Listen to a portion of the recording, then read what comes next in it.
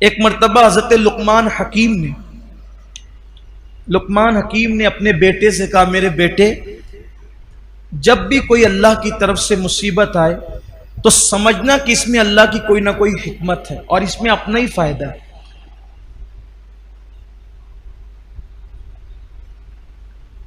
تو جب یہ بات سنی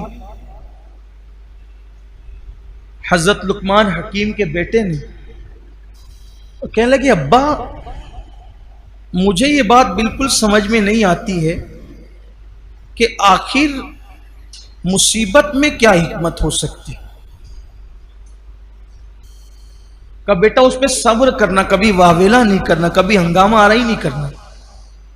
اس کو لگا کہ ابا مجھے ابھی وہ یقین کی منزل حاصل نہیں ہوئی ہے جو یقین کی منزل اللہ تعالیٰ نے آپ کو عطا کی۔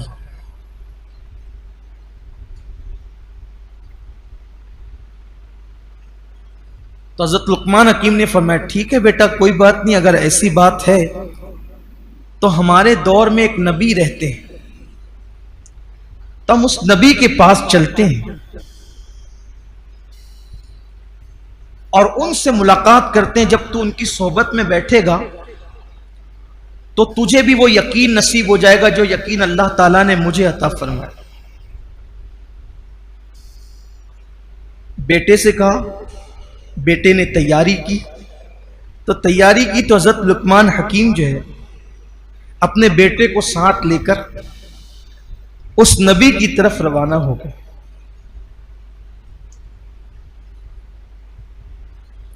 جب اس نبی کی طرف روانہ ہوئے، بیٹے کو یہ کہ بھئی ان کی صحبت میں بیٹھے گا، باتیں سنے گا تو یقین پیدا ہوگا، ایک کھچر ساتھ لیا بیٹے کے لیے، کھچر اپنے لیے ساتھ لیا، کھانا ساتھ لیا، پانی ساتھ لیا، لے کر کے چلے۔ چونکہ وہ نبی اس دور کے دور رہتے تھے تو یہ لوگ جب رستہ چلے تو پانی بھی ختم ہو گیا، کھانا بھی ختم ہو گیا۔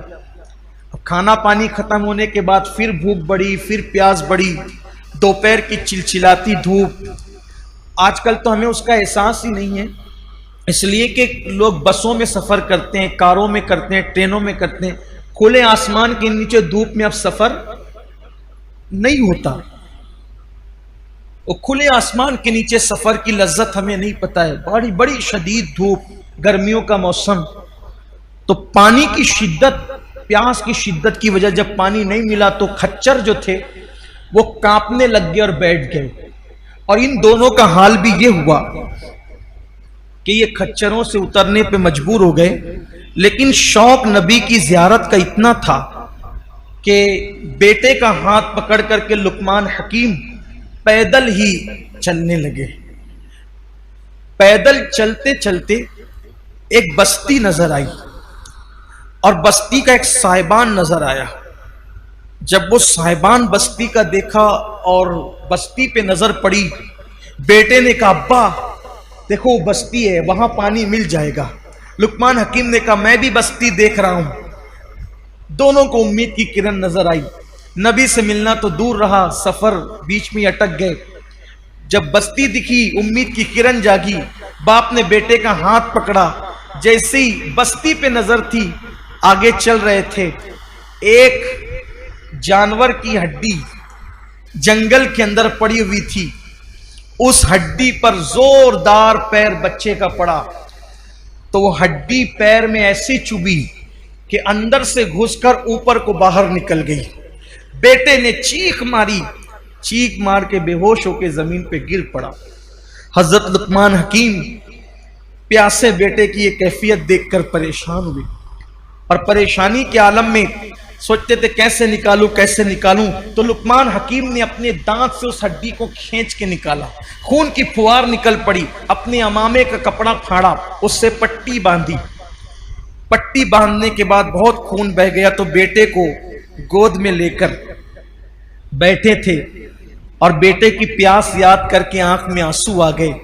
گرم گرم آنسو بیٹے کے چہرے پہ پڑے، اس نے آنکھیں کھول دی، باپ کو روتے ہوئے دیکھا تو پوچھا، ابا آپ تو کہہ رہے تھے کہ مصیبت میں، آزمائش میں صبر کرنا چاہیے، آپ کیوں رونے لگے؟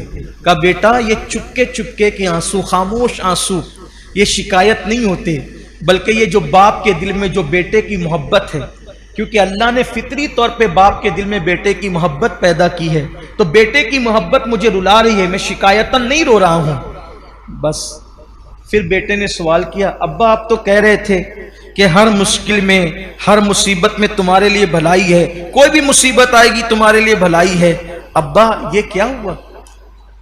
نبی سے ملنے چلے تھے، خچر بھی بیمار پڑ گئے، پیدل جا رہے تھے، ہڈی چپ گئی، زخمی کر دیا، آپ کہتے تھے مصیبت میں بھلائی ہے، اتنی مصیبتیں چلی آئی کوئی بھلائی نظر نہیں آتی۔ باپ بیٹے میں یہ بات ہو رہی تھی۔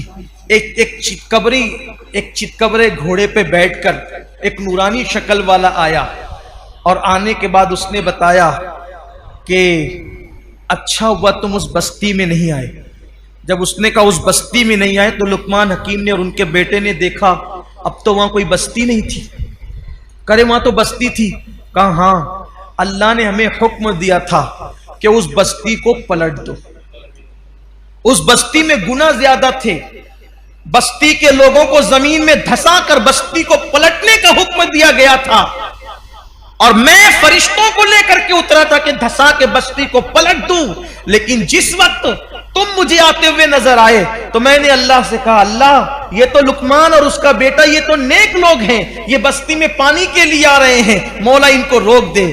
تو اللہ نے اس دھسانے سے بچانے کے لیے تمہارے بیٹے کے پیر میں جانور کی ہڈی چبو دی، تاکہ ہڈی چبو دی گئی تو تم یہیں کے یہیں رک گئے، اور جب یہاں رک گئے تو تم دھسنے سے بچ گئے۔ اگر اس بستی میں تم آتے تو تمہیں بھی ان کے ساتھ زمین میں دھسا دیا جاتا۔ یہ اللہ کا کرم ہے کہ اللہ نے ہڈی چبوا کر تم دونوں کی جان کو بچا لیا۔